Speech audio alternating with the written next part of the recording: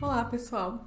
No vídeo de hoje eu venho trazer alguns verbos que eu já comentei no vídeo anterior sobre verbos na escrita científica, mas que causam algumas confusões. Esses verbos são can, may e might. Por que eu escolhi trazê-los aqui? Porque eles geram alguma confusão na hora da escrita científica, porque eles têm significados parecidos, mas a comunicação, a intenção de comunicação é diferente. Eles trazem um tipo de linguagem que é chamada de heading. Essa heading language quer dizer que você vai falar de uma forma não muito assertiva, mostrando que você tem alguma incerteza, alguma dúvida. Ou então que alguma coisa pode acontecer, que há uma possibilidade, mas não é certeza. Então, esse é o papel da heading language. Seria como o nosso eufemismo, digamos, mas dentro do contexto científico. E por que a gente usa esse tipo de linguagem, né? Por que a gente estuda esse tipo de uso dentro da escrita científica? Porque no contexto da pesquisa científica existe uma preocupação muito grande em utilizar métodos objetivos, seguir protocolos, né? Tudo para garantir o máximo de segurança na realização de um estudo, para que ele seja um estudo confiável. E muitas coisas na produção científica aparecem como sugestões, não aparecem como fatos determinados. Então, na escrita científica é muito importante saber distinguir o que você quer comunicar como um fato e o que você quer comunicar como uma possibilidade, como uma sugestão, como algo que é possível e não assertivo. O problema é que na hora de escrever um texto científico, se você não está muito certo sobre isso, sobre o que é realmente um fato, o que é uma sugestão, você pode confundir o seu leitor, ele não vai saber o que é confiável no seu estudo. Se você usar essa heading language toda hora, o seu texto vai ficar inteiro em dúvida, mas tudo é incerto, tudo eu não tenho certeza. Eu fiz todos esses experimentos, tenho todos esses resultados e não posso ser assertivo com relação a nada. Isso é um pouco complicado e o seu leitor vai perceber isso. Então, é muito importante entender os momentos de ser assertivo e os momentos de apresentar algum grau de incerteza.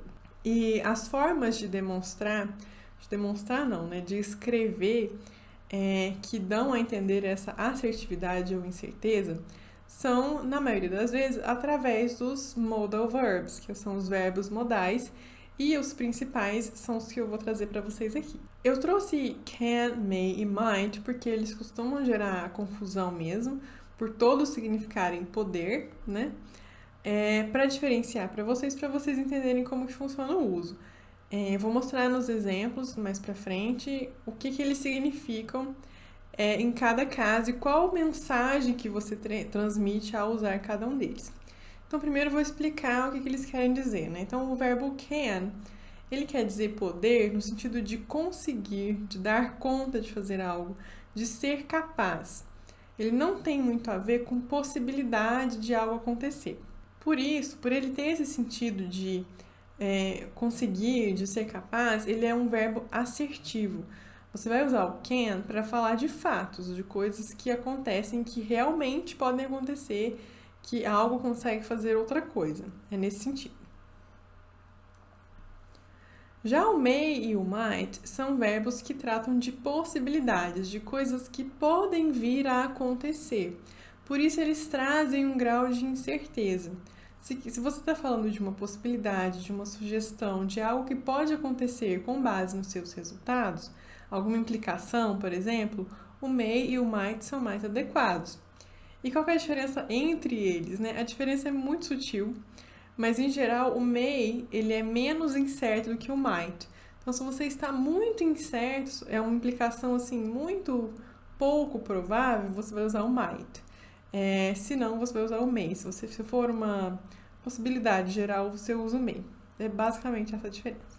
Vamos então aos exemplos. Eu comecei aqui com o verbo can. E aqui no exemplo tem o seguinte: Interviews can reveal participants' experiences. Então, entrevistas podem revelar as experiências dos participantes. E qual que é o sentido desse poder, né? Entrevistas podem revelar. Quer dizer que elas são capazes, elas têm esse uso, essa característica. Então, é bem assertivo. Tipo, as entrevistas, elas conseguem revelar, elas servem para isso. Certo? Não é uma coisa assim, pode ser que elas revelem. Não, é algo assertivo. E aí embaixo eu coloquei sem o can, para vocês verem que tem um sentido meio parecido, só que aqui numa situação diferente, né? Interviews revealed participants' experiences. Então, as entrevistas revelaram as experiências dos participantes. Supondo que essa frase estivesse na seção de resultados, por exemplo, de um artigo, né? As entrevistas revelaram. Você não vai ficar em dúvida com relação a isso. Você sabe que elas revelaram. Você olhou os seus resultados, você leu as entrevistas e você concluiu. Elas revelaram as experiências dos participantes. Não tem por que colocar um grau de incerteza aqui se isso realmente aconteceu. Por isso que é muito comum as sessões de resultado e de métodos serem mais assertivas, no sentido de descrever algo que realmente aconteceu. Os verbos com a linguagem heading, né, esses verbos de incerteza, eles vêm mais na sessão de discussão, porque na discussão a gente interpreta os resultados, a gente mostra o que eles apontam, né, o que eles indicam, para onde que você vai com aquilo que você encontrou de verdade. Então, eles costumam aparecer lá. Vejam como que essa frase muda quando a gente usa o may ou o might. Interviews may reveal participants' experiences. Ou então, interviews might reveal participants' experiences. O que a pessoa está querendo dizer aqui com esses dois verbos? Ele quer falar assim, pode ser que com as entrevistas a gente conheça as experiências dos participantes, mas pode ser também que não. Isso aqui é uma suposição, é uma sugestão. Isso aqui poderia ser, por exemplo, um projeto de pesquisa em que você está propondo um método que você acha que vai te ajudar a encontrar as experiências dos participantes. Por isso que tem esse sentido mais de incerteza. Pode ser que aconteça.